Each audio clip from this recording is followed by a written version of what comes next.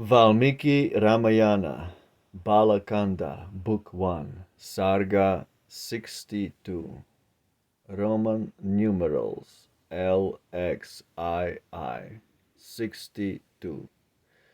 AMBARESHA'S sacrifice.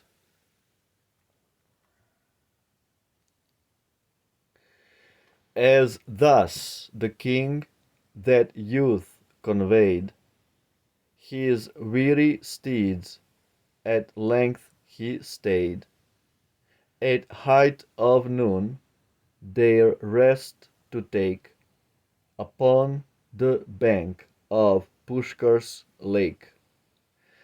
There, while the king enjoyed repose, the captive Shunashepa rose, and hasting to the water side, his uncle Vishvamitra spied, with many a hermit 'neath the trees, engaged in stern austerities. Distracted with the toil and thirst, with woeful mien away he burst. Swift to the hermit's breast he flew, and weeping thus began to sue. Nor sire nave I, no mother dear, no kith or kin my heart to cheer. As justice bids, O hermit, deign to save me from the threatened pain. O thou to whom the wretched flee, and find a Saviour saint in thee. Now let the king obtain his will, and me my length of days fulfill, that rites austere I too may share, may rise to heaven and rest me there.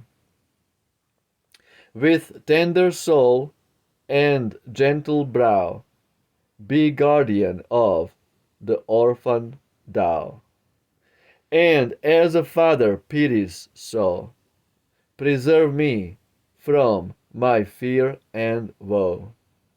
When Vishwamitra, glorious saint, had heard the boy's heart-rending plaint, he soothed his grief, his tears he dried, then called his sons to him and cried, "The time is come for you to show the duty and the aid bestow, for which, regarding future life, a man gives children to his wife. This hermit's son, whom here you see, a suppliant, refuge seeks with me.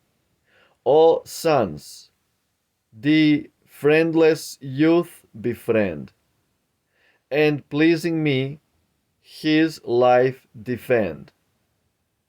For holy works you all have wrought, true to the virtuous life I taught. Go, and as victims doomed to bleed, die and Lord Agni's hunger feed.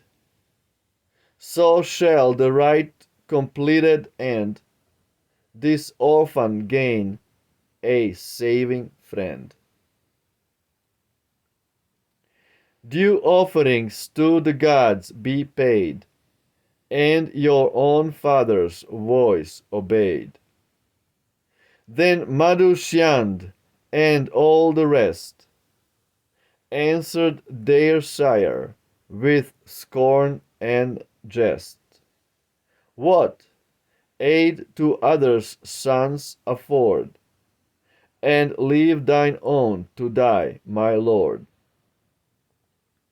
To us it seems a horrid deed, as 'twere on one's own flesh to feed.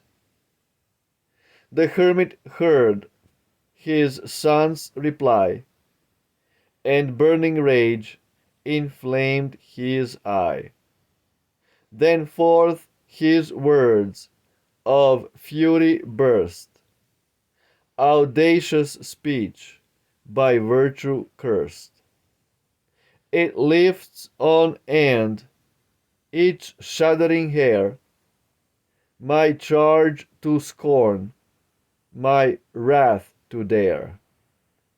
You, like Vashishta's evil brood, shall make the flesh of dogs your food. 1,000 years in many a birth, and punished thus shall dwell on earth. Thus on his sons his curse he laid, then calmed again that youth dismayed, and blessed him with his saving aid, when in the sacred fetters bound, and with a purple garland crowned. At Vishnu's post thou standest tied, with louds be Agni glorified. And these two hymns of holy praise forget not, hermit's son, to raise. In the king's right, and thou shalt be Lord of thy wish, preserved and free. He learned the hymns with mind intent, and from the hermit's presence went. To Ambaresha thus he spake, let us our onward journey take. Haste to thy home, O king, nor stay the lustral rites with slow delay. The boy's address the monarch cheered, and soon the sacred ground he neared. The convocation's high decree declared the youth from blemish free. Clothed in red raiment he was tied, a victim at the pillar's side. There bound the fire god's hymn he raised, and Indra and Upendra praised.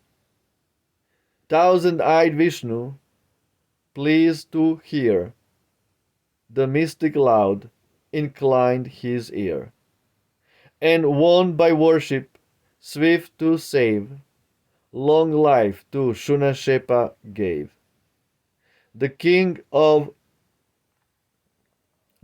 in bounteous measure gained the fruit of sacrifice ordained by grace of him who rules the skies, Lord Indra of the 1,000 eyes. And Vishwamitra evermore pursued his task on Pushkar's shore, until 1,000 years had passed in fierce austerity and fast. Wow. Amazing. Absolutely amazing. This is the literally architecture. Architecture of the words. The words are the bricks, and this is a beautiful, beautiful, amazing building in literary language. Amazing. Valmiki Ramayana. These are all the stories that Rama is now hearing from I think from Vashishta. He is hearing all these stories about the past events of different kings, different sages, demigods. Um, and now here is a story about Shunashepa who is going to be sacrificed. And Vishwamitra saved him by giving him mantras to chant while he was being sacrificed so that he may be saved by the demigods at the Ambaresha's sacrifice. Amazing, absolutely amazing. Beautiful translation from Sanskrit to British, 1800s. Just absolutely mind blowing. Jai Shri Ramayana ki Jai. Ciao.